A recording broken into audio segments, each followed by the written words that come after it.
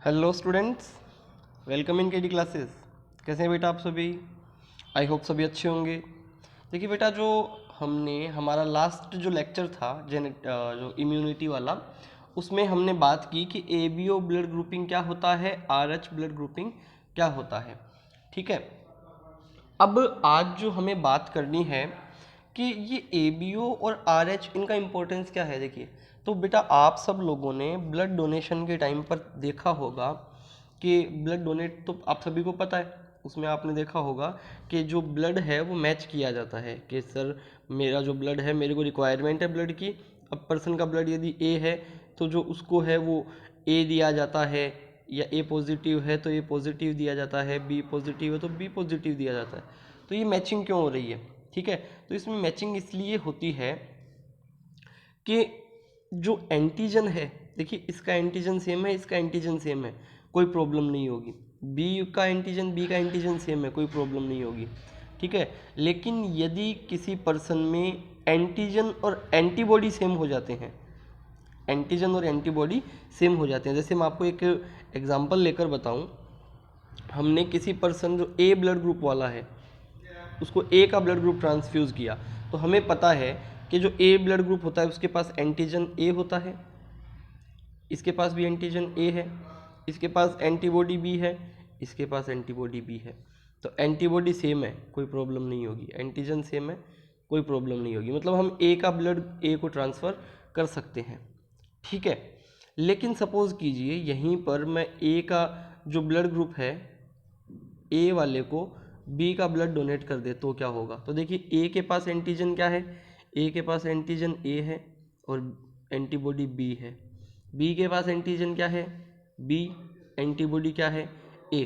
तो इससे क्या होता है, यहाँ पे आपको याद रखना है, ब्लड डोनेशन के टाइम पर एंटीजन एंटीबॉडी सेम नहीं होने चाहिए। ठीक है ना, एंटीजन एंटीबॉडी सेम नहीं होने चाहिए। अब देखिए यहाँ पर ये एंटीजन और ये एंटीबॉडी सेम हो गई, यहाँ ये एंटीजन और एंटीबॉडी सेम हो गई। अब क्या होगा, ये क्रॉस हो गया ना। अब क्रॉस होते ही तो ये आपस में रिएक्शन कर लेते हैं, रिएक्शन कर लेते हैं तो उस प्रोसेस को हम कहते हैं एग्लूटिनेशन। उस प्रोसेस को हम कहते हैं एग्लूटिनेशन। और एग्लूटिनेशन होकर जो ब्लड है उसमें आरबीसी डिस्ट्रॉय हो जाती है, और आरबीसी डिस्ट्रॉय हो जाती है तो पर्सन की डेथ होने के चांसेस रहते हैं। ठीक है, इसलिए हम जो ब्लड ट्रांसफ्यूजन होता है उस टाइम ए बी ओ ये मैच करते हैं। लेकिन अब आपको याद रखना है, ए बी ओ के साथ साथ हमने क्या पढ़ा कि अब किसी पर्सन का ब्लड ग्रुप ये कहा जा रहा है, यदि कोई ये पर्सन कह रहा है कि मेरा ब्लड ग्रुप ए पॉजिटिव है, तो इसका मतलब क्या है कि उसके पास ए एंटीजन तो है, पॉजिटिव है, इसका मतलब उसके पास आर एच एंटीजन भी है। ठीक है, तो अब देखिए यहाँ क्या होगा, यहाँ ये होगा यदि किसी पर्सन का ब्लड ए नेगेटिव है ना, तो हम उसे ये ब्लड नहीं दे सकते। ए पॉजिटिव जो है वो ए नेगेटिव को ब्लड नहीं दे सकता। क्यों? क्योंकि उसके पास ए एंटीजन तो है लेकिन नेगेटिव है, तो आर एच एंटीजन नहीं है। ठीक है, तो यहाँ फिर क्या है, प्रॉब्लम हो सकती है। तो ब्लड ट्रांसफ्यूजन के टाइम ये एंटीजन जो है इसको भी, आर एच फैक्टर को भी चेक करना बड़ा ही इंपॉर्टेंट होता है।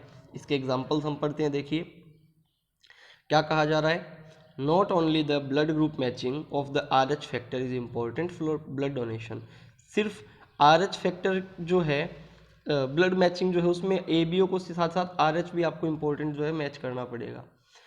अब यदि आप क्या कह रहे हैं, देखिए नेक्स्ट पॉइंट में, transfer of blood from R H positive person to RH negative person results in the development of immunoglobulin gamma antibodies against in the recipient which works against the RH factors। आप समझिए इस बात को अच्छे से, ए positive ए negative, negative के पास कोई antigen नहीं है, एंटीजन है नहीं, तो ये नेगेटिव वाला पॉजिटिव को ब्लड डोनेट कर सकता है। जिसके पास एंटीजन नहीं है, वो जिसके पास एंटीजन है उसको ब्लड डोनेट कर सकता है। आपको याद हो मैंने ओ में बताया था आपको कि ओ ब्लड ग्रुप वाले के पास ना ही तो ए एंटीजन होता है ना ही बी एंटीजन होता है। तो ओ ब्लड ग्रुप क्या था, यूनिवर्सल डोनर था ना, सबको डोनेट कर सकता है। वैसे ही नेगेटिव वाला जो है वो पॉजिटिव को डोनेट कर सकता है, इसलिए कर सकता है क्योंकि वहाँ ए नेगेटिव वाले के पास एंटीजन नहीं है। लेकिन पॉजिटिव वाला नेगेटिव को ब्लड ट्रांसफ्यूज नहीं कर सकता है। पॉजिटिव पर्सन नेगेटिव को ब्लड ट्रांसफ्यूज नहीं कर सकता। क्यों नहीं कर सकता? यदि RH पॉजिटिव ने RH नेगेटिव को ब्लड ट्रांसफ्यूज कर दिया तो जो RH नेगेटिव पर्सन है उसकी बॉडी में इम्यूनोग्लोबिन गामा एंटीबॉडीज बन जाएगी। ठीक है, इम्यूनोग्लोबिन गामा एंटीबॉडीज जो है वो उसकी बॉडी में बन जाएगी। और वो जो एंटीबॉडीज़ है वो एंटीबॉडीज़ क्या करेंगी? वो एंटीबॉडीज़ जो हैं वो RH फैक्टर के अगेंस्ट वर्क करती है, RH फैक्टर के अगेंस्ट वर्क करेगी। अब क्या होगा, मान लीजिए नेक्स्ट टाइम, जैसे मान लीजिए ये कोई पर्सन है, ये पर्सन एक RH नेगेटिव था, इसकी बॉडी में ये नेगेटिव ब्लड है, इसको हमने एक्सीडेंटली जो है वो पॉजिटिव ब्लड ट्रांसफ्यूज कर दिया, एक्सीडेंटली पॉजिटिव ब्लड ट्रांसफ्यूज कर दिया। तो फर्स्ट टाइम कोई प्रॉब्लम नहीं होगी इसको, लेकिन फर्स्ट टाइम उसकी बॉडी में इम्यूनोग्लोबिन गामा एंटीबॉडीज़ प्रोड्यूस हो जाएंगी। ठीक है, फर्स्ट टाइम में उसकी बॉडी में एंटीबॉडीज़ बन गई। आपको ये याद रखना है, नेचुरल एंटीबॉडीज़ नहीं होती है, नेचुरल एंटीबॉडीज़ RH फैक्टर की नहीं होती है, ये तो प्रोड्यूस होती है बॉडी में। जैसे इसकी बॉडी में नहीं थी, लेकिन जब इसको पॉजिटिव का ब्लड ट्रांसफ्यूज कर दिया गया तो इसकी बॉडी में एंटीबॉडीज़ प्रोड्यूस हो गई। ठीक है, अब सेकंड टाइम क्या होगा कि जब इसको सेकंड टाइम वापस से पॉजिटिव ब्लड ट्रांसफ्यूज कर दिया जाएगा, वापस से जो इसको पॉजिटिव ब्लड ट्रांसफ्यूज कर दिया जाएगा, तो क्या होगा कि ये जो एंटीबॉडीज़ बन गई थी ना, ये एंटीबॉडीज़ जो उसकी बॉडी में पॉजिटिव ब्लड आया है उसको डिस्ट्रॉय करना स्टार्ट कर देगी। ठीक है, उसको डिस्ट्रॉय, जैसे मान लीजिए पॉजिटिव आया, इसको डिस्ट्रॉय किया, ये पॉजिटिव आया, इसको डिस्ट्रॉय किया। अभी ये फैक्टर किस पे प्रेजेंट थे? RBC पे प्रेजेंट थे। मतलब हम यूँ कह सकते हैं कि जो एंटीबॉडी है वो RBC को डिस्ट्रॉय करना स्टार्ट कर देगी, और RBC को डिस्ट्रॉय कर देगी तो क्या होगा, पर्सन जो है उसकी डेथ हो सकती है। ठीक है, तो इसलिए RH मैचिंग भी बड़ी इंपॉर्टेंट रहती है। These antibodies destroy the RBC possessing the RH factor by the process of agglutination। अब यदि आपने क्रॉस मैच नहीं किया और यदि नेगेटिव वाले को पॉजिटिव ब्लड डोनेट कर दिया तो उसकी RBC को जो है वो डिस्ट्रॉय कर दिया जाएगा। कौन सी RBC को? जिसके ऊपर RH फैक्टर प्रेजेंट है, और डिस्ट्रॉय जो करने की प्रोसेस रहेगी उसे क्या कहेंगे? एग्लूटिनेशन। ठीक है, अब क्या होगा, due to RBC destruction, RBC जब डिस्ट्रॉय होती है तो आपको याद रखना है एक केमिकल बनता है जिसे हम कहते हैं बिलीरुबिन। ठीक है, RBC जब डिस्ट्रॉय होती है तो दो केमिकल बनते हैं, लेकिन हम जिसकी बात हमें करनी है वो है बिलीरुबिन। तो आपको ये याद रखना है बिलीरुबिन कब बना? जब RBC डिस्ट्रॉय हुई। ठीक है, अब जब बिलीरुबिन हमारी RBC डिस्ट्रॉय होगी तो बिलीरुबिन बनेगा, उसका लेवल ब्लड में इंक्रीज हो जाएगा। The blood accumulates in large amount due to RBC destruction, bilirubin in the blood accumulates in large amount which causes impairment of liver। अब क्या होगा, बिलिरुबिन का लेवल जब हमारी ब्लड में ज़्यादा हो जाता है तो उससे हमारा जो लीवर है और स्प्लीन जो है वो प्रॉपर फंक्शनिंग नहीं कर पाते। अब जब वो प्रॉपर फंक्शनिंग नहीं कर पाएंगे तो क्या होगा, विच में lead to the failure of the kidney.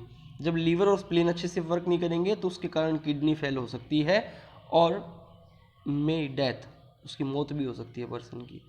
Noted that anti-RH antibodies are not pre synthesized. जो बात आपको मैंने पहले ही बता दी है, क्या कि जो anti-RH एंटीबॉडीज़ होती है वो हमारी बॉडी में पहले से प्रेजेंट नहीं होती है। ये कब बनती है? जब हमारी RH नेगेटिव वाले पर्सन की बॉडी में RH पॉजिटिव ब्लड ट्रांसफ्यूज कर दिया जाएगा, तब उसकी बॉडी में RH एंटीबॉडीज़ प्रोड्यूस होंगी। ठीक है, उसके बाद देखिए RH incompatibility, very very important topic है, ये बहुत ही अच्छा टॉपिक है और बहुत ही इंपॉर्टेंट टॉपिक है, very very important. RH incompatibility क्या होता है? देखिए, it is a condition that occurs during pregnancy if A women has RH negative blood and her baby has RH positive blood. क्या कहा जा रहा है? हमें प्रेगनेंसी के टाइम की बात करनी है। एक लेडी है, एक वीमेन है जिसका ब्लड RH नेगेटिव है और उसकी जो वॉम्ब है, उसका जो यूटेरस है उसके जो बेबी जो लेडीज़ का जो एब्डोमेन है उसमें जो बेबी डिवेलप हो रहा है उसका ब्लड कैसा है, RH पॉजिटिव। ठीक है, प्रेगनेंसी के टाइम पर यदि RH नेगेटिव मदर की बॉडी में जो बेबी है वो RH पॉजिटिव हो जाता है तो उस कंडीशन को हम क्या कहते हैं, RH इनकम्पेटिबिलिटी। ठीक है, उस कंडीशन को हम क्या कहेंगे, RH इनकम्पेटिबिलिटी कहेंगे। अब इस कंडीशन में क्या होगा, in such condition during the first delivery if blood of the fetus and the mother mixes with each other accidentally, यदि इस कंडीशन में क्या होगा कि मदर और बेबी का जो ब्लड है डिलीवरी के टाइम पर एक्सीडेंटली मिक्स हो जाता है, एक्सीडेंटली मिक्स हो जाता है, तो क्या होगा कि हमने पढ़ा ना अभी थोड़ी देर पहले कि यदि नेगेटिव और पॉजिटिव ब्लड मिक्स हो जाएगा तो नेगेटिव वाले के अंदर एंटीबॉडीज़ का प्रोडक्शन हो जाएगा, वही हुआ यहाँ भी। This leads to the production of RH antibodies in the mother. अब मदर का ब्लड नेगेटिव था, ब्लड मिक्स हो गया, तो पॉजिटिव और नेगेटिव ब्लड मिक्स होने से क्या हुआ कि मदर की बॉडी में RH एंटीबॉडीज़ प्रोड्यूस हो गई। ठीक है, लेकिन RH एंटीबॉडीज़ प्रोड्यूस हो गई, और ये आपको याद रखना है ये फर्स्ट डिलीवरी थी, तो फर्स्ट डिलीवरी में कोई प्रॉब्लम नहीं होगी और बेबी नॉर्मल बर्थ हो जाएगी बेबी की। ठीक है, क्या कह रहा है देखिए, इस पॉइंट को वापस पूरे को समझिए। इन सच कंडीशन हमने स्टार्ट से क्या बात की, देखिए पहले मदर RH नेगेटिव है, बेबी RH पॉजिटिव है, डिलीवरी के टाइम पर एक्सीडेंटली ब्लड मिक्स हो गया, मिक्स हुआ तो जिसका ब्लड नेगेटिव था, ब्लड नेगेटिव किसका था, मदर का, उस ब्लड में एंटीबॉडीज़ का प्रोडक्शन होना स्टार्ट हो जाएगा। और हमें पता है फर्स्ट डिलीवरी फर्स्ट टाइम कोई प्रॉब्लम नहीं होती, कोई प्रॉब्लम नहीं हुई, तो फर्स्ट डिलीवरी में जो बेबी था वो नॉर्मली बॉर्न हो गया। लेकिन सेकंड डिलीवरी में क्या होगा देखिए, but in second delivery the two fetus is RH positive. अब यदि सेकंड डिलीवरी में फिटस वापस से पॉजिटिव RH पॉजिटिव है, फर्स्ट डिलीवरी में तो फिटस RH पॉजिटिव था ही, अब सेकंड डिलीवरी में यदि वापस फिटस RH पॉजिटिव हो गया और वापस यदि किसी एक्सीडेंटल केस से मदर और बेबी का ब्लड जो है वो मिक्स हो गया, तो क्या होता है, जो एंटीबॉडीज़ होती है ना, वो एंटीबॉडीज़ क्या करती है, वो एंटीबॉडीज़ पॉजिटिव RH फैक्टर जहाँ प्रेजेंट है उनको डिस्ट्रॉय करना स्टार्ट कर देगी। यही पढ़ रखा है ना हमने, क्या पढ़ा हमने थोड़ी देर पहले कि जो RH नेगेटिव ब्लड में RH पॉजिटिव के लिए जो एंटीबॉडीज़ बनती है वो एंटीबॉडीज़ मिक्स होने पर जिस RBC पर एंटीजन प्रेजेंट है RH उसको डिस्ट्रॉय करेगी। अब RH जो एंटीजन है वो RH पॉजिटिव वाले के पास है और RH पॉजिटिव ब्लड किसका है, बेबी का है। तो क्या होगा जब सेकंड डिलीवरी में, सुनिए वापस से, सेकंड डिलीवरी में यदि वापस से ब्लड मिक्स हुआ तो मदर की बॉडी में जो RH एंटीबॉडीज़ पहले से प्रेजेंट थी वो RH एंटीजन जहाँ प्रेजेंट है RH पॉजिटिव वाले ब्लड को क्या करेगी, RBC को डिस्ट्रॉय करना स्टार्ट करेगी एग्लूटिनेशन की प्रोसेस से। देखिए पॉइंट को, but in second delivery too fetus is RH positive and if blood mixes of mother and fetus then RH antibodies produced in first delivery react with RH factor present on RBC of fetus and destroys the RBC through agglutination। और क्या करेगी, जो baby की RBC उसको destroy कर देंगे। ठीक है, देखिए इस तरह से, ये आप डायग्राम को देखिए, इसमें यहाँ ये RH पॉजिटिव फादर है, फादर कैसा है, RH पॉजिटिव। यदि फादर RH नेगेटिव होगा तो कोई प्रॉब्लम नहीं होगी, फादर RH पॉजिटिव है, मदर RH नेगेटिव है। इस कंडीशन में क्या होगा कि जो बेबी प्रोड्यूस होगा वो RH पॉजिटिव होगा। अब देखिए इस डायग्राम में आप देखिए मदर का ब्लड RH नेगेटिव है, लेकिन इसके जो वॉम्ब में, इसके पेट में जो बेबी डिवेलप हो रहा है उसका ब्लड RH पॉजिटिव है। एक्सीडेंटली ये मिक्स हो गया, क्या कह रहा है देखिए, RH positive baby's blood cells, इसमें देखिए RH positive baby's blood cells enter mother's blood stream. RH positive जो है वो मदर के ब्लड में मिक्स हो गया, क्या हुआ, प्रोडक्शन ऑफ RH एंटीबॉडीज़, जो मदर है उसकी बॉडी में RH एंटीबॉडीज़ का प्रोडक्शन हो गया। फर्स्ट डिलीवरी कोई प्रॉब्लम नहीं है, सारा काम नॉर्मली हो गया। मंथ्स लेटर, ठीक है, सेकंड, अब लेटर वापस से प्रेगनेंसी हुई, ये इसकी बॉडी में देखिए, इस पिक्चर में आपको क्लियर दिखाई दे रहा है कि मदर की बॉडी में RH एंटीबॉडीज़ प्रेजेंट है लेकिन कोई प्रॉब्लम नहीं हो रही।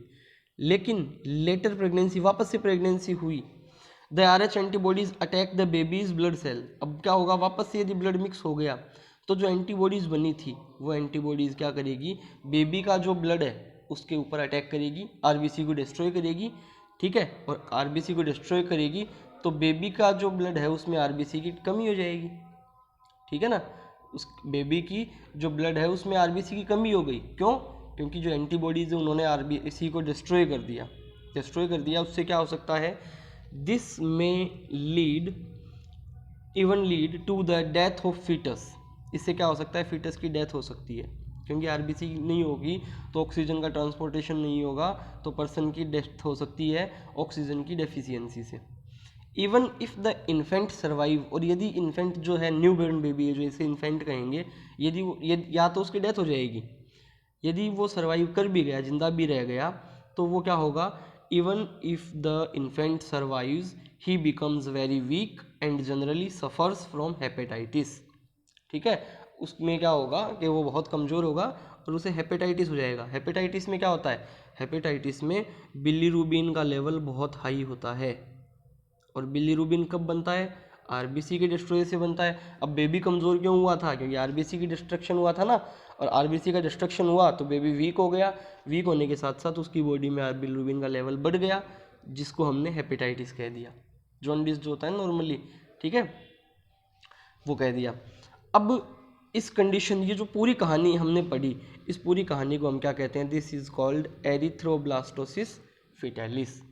This is called erythroblastosis fetalis. अब देखिए, एरिथ्रोब्लास्टोसिस फिटालिस जो है वो क्यों हुआ, क्योंकि मदर की बॉडी में RH एंटीबॉडीज़ बन गए थे। क्यों ना ऐसा किया जाए कि जैसे ही फर्स्ट डिलीवरी हो हम उस एंटीबॉडी के फॉर्मेशन को रोक सकते हैं। सर ऐसा हो सकता है, हाँ ऐसा हो सकता है। देखिए क्या कह रहा है, it can be prevented by vaccination of anti-IgG antibodies, anti-RHD, anti-IgG antibodies या anti-RHD का जो वैक्सीन है वो मदर को लगाया जाएगा। It can be prevented by vaccination of anti-IgG antibodies, anti-RHD to mother within 24 hours of the first delivery। First delivery जैसे ही हुई उसके 24 आवर्स के अंदर अंदर क्या कीजिए, आप उसको anti-RHD का इंजेक्शन वैक्सीन लगा दीजिए, या anti-IgG का एंटीबॉडीज़ का इंजेक्शन लगा दीजिए, ठीक है। जिससे क्या होगा कि उसकी बॉडी में anti-RH एंटीबॉडीज़ का प्रोडक्शन नहीं होगा, तो सेकंड डिलीवरी में भी कोई प्रॉब्लम नहीं होगी। और इसे हम क्या कहते हैं, ये जो है इनको हम कहते हैं रोगम एंटीबॉडीज़। एरिथ्रोब्लास्टोसिस फिटालिस से बचने के लिए फर्स्ट डिलीवरी के विदिन 24 आवर्स anti-RHD का एक इंजेक्शन लगाया जाता है, जिसे रोगम एंटीबॉडीज़ कहते हैं। रोगम एंटीबॉडीज़ क्या करती है, जो फर्स्ट डिलीवरी के टाइम पे एंटीबॉडीज़ का फॉर्मेशन हो सकता था उसको रोक देती है, जिससे सेकंड डिलीवरी के टाइम पर कोई प्रॉब्लम नहीं होती है। ये था हमारा आज का टॉपिक। आई होप सभी स्टूडेंट्स को समझ आया होगा। इसी उम्मीद, इसी आशा के साथ आज के लिए अलविदा। कल वापस नए वीडियो के साथ, नए लेक्चर के साथ आपके साथ हाजिर रहूँगा। तब तक के लिए अलविदा, गुड बाय।